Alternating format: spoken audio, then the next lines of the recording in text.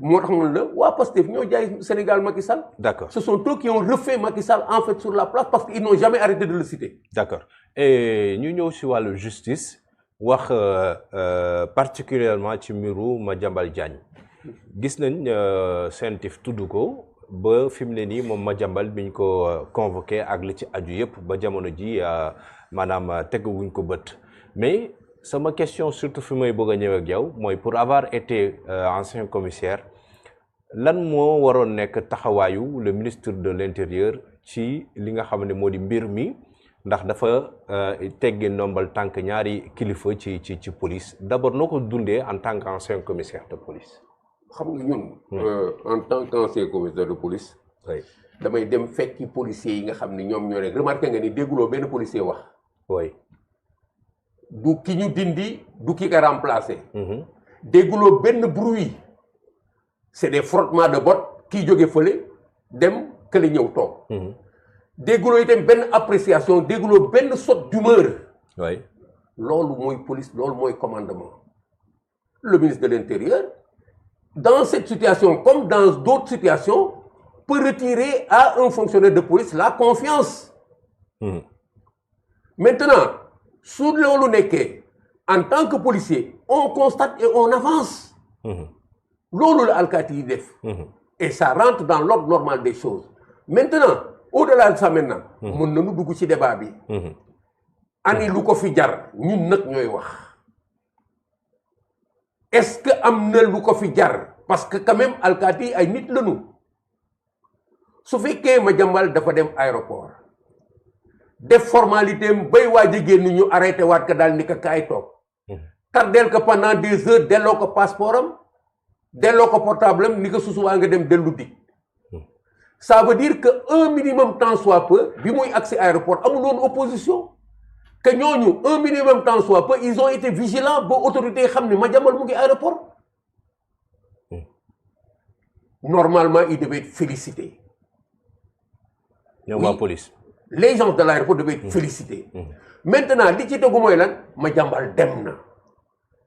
lu tax Madiambal dem na mu enflé nii c'est que les gens ont besoin d'événements dañu bëgg lu nu naxe Sénégal yi et en plus de ça dañu soxla woon Madiambal depuis très longtemps et gis nañu Madiambal nekk ci posture bi nga xam ni ou bien c'est li ko Sonko def mortal combat nanu jël initiative bu mortal combat bi parce que finalement xamatuñu woon seen diggante ak Madiambal fu muy mujjee parce que avant ñu attaquer fii la dernière phrase de Madiambal par rapport à ça mooy bu nu may jàpp nan ma jàpp ci lu yoon buñ ma jàppul ci lu yoon nag voyez un peu. mais commissaire Madiambal CENTIF moom moo ko épinglé. CENTIF du épinglé kenn CENTIF day constater. oui par ces rapports tey jii nii. ci lu ñu woo Madiambal. vous allez voir comment est-ce que vous voulez aujourd'hui faire un rapprochement entre mbir mi nga xam moom la ñu tudd Madiambal ak politique bi nga xamante ni Pastef mu ngi koy def. déedéet diggante Madiambal ak Pastef ak Ousmane Sonko c'est une réalité forte moo ci dugal CENTIF. CENTIF est venu cotiser dans une situation bi nga xam ni c'était déjà pourri kenn mënu ko wax te waxuloo le rôle axial bi Madiambal joué ci événement yi am diggante 2021 ak maintenant dans la gestion du dossier Ousmane Sonko en tant que nit en tant qu'acteur politique ak li mu ci xam ak li mu ci def Sonko xam ko keneen xam ko ñu seq ko ñoom muy diggante bu naqadi bu xat rapport de force bu serré Madiambal c'est un acteur politique extrêmement fort nitu jamono bi c'est un homme d'influence extrêmement fort c'est un homme d'affaires extrêmement puissant qui a pris position par rapport à la situation du Sénégal du temps où il y avait des remous ici te demul làqatu ji jàppale Pastef comme beaucoup de gens l'ont fait ici ils se sont compromis il a refusé il est resté digne parce que yomboon na à cette époque-là ñii li glissolo ñu bari. mais resté digne kay moo doon kon biñ ko woowee mu dem wuy ji. non kooku yow tu répètes les propos de Pastef te duma la delloo les contre-propos de Pastef. moi je répète aucun propos. Que Sénégal ku nekk suma commissaire moi je pose des questions. waaw mais je suis d'accord avec toi mais soo ma delloo li nga xam ni man yow dañoo am émission. waaw soo ma delloo li nga xam ni dama ko gisoon fee xam nga ku nekk da ngay réagir en fonction des situations. oui gis naa fi ñuy wax Falidou Keïta qui fait des rapprochements bay tudd Macky Sall bi mu amee problème ak vous savez loolu dañ ko dindi on constate simplement que Madiambal bi mu xamee ni ñii dañ ko bëgg jàpp il a ses raisons personnelles il a pris sa position ici dem ni dawuma loolu du débat dem na France demul kii du débat dañuy seet fii situation fu mu mais toll. par rapport ak li famille di dund ay doomam di ko dund soxnaam di ko dund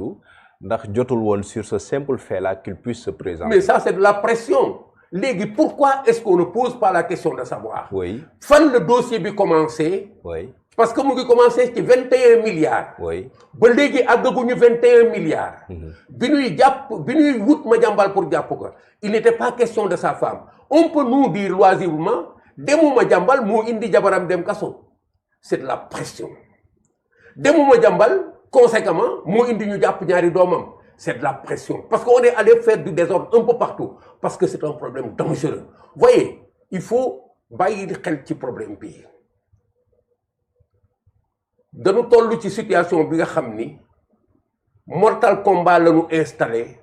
te éviter wuñu conséquences je ne sais pas pourquoi est-ce que le camp de Ousmane Sonko a pris cette posture suicidaire par rapport ak Madiambal parce que dama lay delloo ci Madiambal suñ may jàpp nan ma jàpp ci li nga xam ni tegu na ci yoon Madiambal moo bind comment dirais-je encore livre ci Adji Sarr Ousmane Sonko Madiambal moo jàppale nee na Adji Sarr mu génn Sénégal kon Madiambal bu fekkee ni dañu toll fii ñu koy woo bis bu nekk di ko woo ba benn bis ñu sote ci ni dafa bëgg voyager créer cette situation là il y a problème qu'est-ce que le pouvoir veut éviter qu'est-ce que Madiambal la ñu soupçonné woon ni Madiambal moom lay préparer damay nekk dans les deux camps est-ce que ñoom soupçonné woon ni suñu songul Madiambal dina leen song ñu jóg ko song est-ce que jóguñu song Madiambal daal di rocceeku pour préparer jàkkaarloog ñoom c'est un mortal combat et kenn xamul issue bi lan la boo xoolee tey ñu ngi jóge ci dem 21 milliards amuñu woon dara ñu wax ba ñëpp wax 21 milliards tous les souteneurs de Pastef vous êtes là les documents sont là ñu jóge fa quand on a lancé le dossier après l'audition de son épouse et de ses enfants 1 milliard 167 millions du loolu la ñu génnee 3 jours après c'est le parquet maintenant qui nous sort un réquisitoire avec 12 milliards mais c'est quoi cette histoire-là est-ce que dossier bi am na réellement ou bien est-ce que en attendant Madiambal ñëw on est en train de fabriquer un dossier on se réveille aujourd'hui on a dit saisie conservatoire de tous les biens xeex la on n'est pas dans une affaire de justice xeex la le motif bu xeex la nag léegi c'est ta peau contre ma peau je suis d'accord je leur concède la légitimité de se défendre mais nañ ko analyser ñun ñëpp ñu d'accord ni loolu la d'accord et j'interroge le commissaire bi nga nekkoon mooy tey si communiqué ministre de l'intérieur dafa wax ne kii Madiambal dafa nekk sous le coup d'un avis de recherche d'interpellation et d'interdiction de sortie et Madiambal bi muy répliqué daf ni bu fekkoon ni dafa nekk ci avis de recherche kon fekk nañ ko këram jàpp ko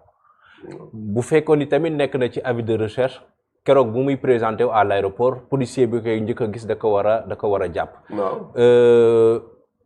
commissaire bi lay laaj lan moo war a nekk àtte bi su fekkee ni Madiambal dafa nekk ci avis de recherche nekk ci interpellation et interdiction de sortie lan moo waroon nekk le premier comportement bi policier di am ministre bi wax naa la moom mooy ministre daf ñuy imposer nettalinam bind ko mu nekk version officielle du ministère de l'Intérieur mais de mon point de vue ça ne résiste pas à l'analyse su Madiambal waxul woon dara ñu dem sur les faits ñun foofu lañ toll woon Madiambal waxul avant Madiambal wax dafa am jaadu ak lu jaaduwul normal ak lu normalul Madiambal jóg benn guddi dem aéroport Madiambal soo xoolee passeport am tey cachet embarquement mu ngi ci mu dem def formalité am yëpp bay waaj a dugg embarqué ñu daal di koy rocc génnewaat ka ñu fexe ba duggul ci avion bi avis de recherche bu ñu def dafa am nu mu koy libalee dañ naan waa ji kat bu ngeen ko jàppee yóbbu leen ko dik wala waa ji bu ngeen ko jàppee mandat de tel la yóbbu leen ko fii loolu mooy yoon mais gis nga ko bàyyi ko mu dem ba su mën a wuy ji fële c'est pas un mandat te moment bi ñu koy jëlee bi ñu koy bàyyi à l'aéroport je suppose que les autorités étaient au courant parce que dañ ko fa téye ba delloo ko passeport am delloo ko indi ko demal wuy dig suba il n'y avait pas de dossier il n'y avait rien moo tax ma wax la ni la alkaati yi liñ leen teg dañ ko tegoo rek parce que commandement noonu la mais le ministre nous impose un narratif c'est-à-dire li mu bind. et ça veut dire qu'il y a des non-dits alors. non il y a pas de non-dit c'est clair dañu war a bañ ñun ñu dugal ñu ci loolu ministre bi li mu wax ça n'engage que lui mais fait yi lu ñu indi. mooy li mu wax du dëgg loolu la fait yi indi mais nag moom pour teg yoonam lii lay bind parce que moom mooy ministre bi donc suñuy yoonal ci wax ji version officielle bi lii lay indi mais mënuloo wutloo nit ci lan rek avis de recherche su commissariat man ma nekk commissaire de police de Guédiawaye waxuma procureur wala keneen wala digde ma am benn dossier rek téléphoné aéroport daal di leen ma jàmbal bu ñëwee jàppal leen ma ko commissaire laa wax de commissaire way suñ ma jàmbal du jàll du def formalité suñ ko daan gis aéroport da nga kaa tiit remonter information bi daal di nag dajale éléments yi nga xam ne ñooy permettre ñu donner corps à cette affaire là d'accord noonu lay demee waxuma commissaire bi benn gardien de la paix bu nekk buntu kaw la oto ma jàmbal romb ko mu ni ma jàmbal a ngi nii di dem daal di ni balaa muy dem naa téléphoné aéroport parce que xam naa aéroport la jëm bu ma jàmbal ñëwee téye leen ko il va mettre les formes je suis en train de rendre compte à ma hiérarchie mais alkaati bu tuuti boobu laa wax de su waxee loolu benn attention dinañ ko def ma jàmbal bu ñëwee du def formalité jusqu'à ce que affaire bi wër parce que alkaati boobu def loolu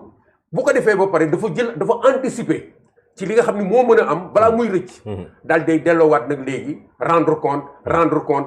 compte ba affaire bi wër daal di cerner fait yi dans aucun des cas de figure professionnellement correct ma jàmbal warul woon def formalité passe aéroport warul woon ñibbi këram puisque nee nañu il y avait déjà des instructions avaient été données en vue de son arrestation warul woon nekk. Ah mais alors ça justifie donc le fait que le ministre daal di couper des têtes wàcce ay kilifa su nekkee ni Madiambal kon joxe woon nañu instruction alors que ça n'a pas été loolu la wax ministre bi loolu la wax. oui mais loolu laa wax ni la moom bu ko neexee mu wax ay justification la. waaw bu ko neexee mu wax que mais ça ne résiste pas à l'analyse. d'accord du dëgg soo ko dëppaleeg fee yi du dëgg. c'est-à-dire li nga ma doon wax tout à l'heure ñun bu ñuy wax dara dañ koy taxawal ba mu nekk. mënoon naa wax ni ministre bi du dëgg li mu wax du dëgg non dama ne la boo ko dëppaleeg fee yi réalité bi mënta nekk dëgg. d'accord incohérence boobu moo tax moom dañ koy considérer ni moom mooy ministre bi moom mooy joxe version officielle am nan ko téyel fii teg ko mais bu ñuy imposer que ñun dañuy lemu rek toog ci loolu dañu am xel di doxal loolu moo tax yow mii nga may poser ay questions naan ma yow en tant que commissaire de police loo xalaati li ça veut dire que man mii su fekkoon maa lay poser ay questions tu vas avoir une autre réponse le bon sens te dicte d'avoir une autre réponse que celle de confirmer immédiatement ce que le ministre a dit et le bon sens simplement te doo alkaati et loolu le Sénégalais yu bari def Sénégalais yi nee nañu bu fekkoon ni kat Madiambal fekkoon na bi muy àgg aéroport dañ ko doon wër mais lu tax Madiambal di ñibbi këram. d'accord c'est tout. alors damay def benn xam naa lu may dajale la parce que il ne reste pas beaucoup de temps sur le cas de Moussa Bocar Thiam moom aussi tamit gis nañ ni am na déjà ay accusations yoo xamante ni jóg na il demande à ce que ces accusations soient bien fondées pour que ñu war ko mën a déglu ci liñ koy tudd tout comme le cas de Farba Ngom bi nga xamante ni aussi marqué na actualité bi de façon générale ces derniers temps. man dama lay wax leen rek lu simple. oui. Moussa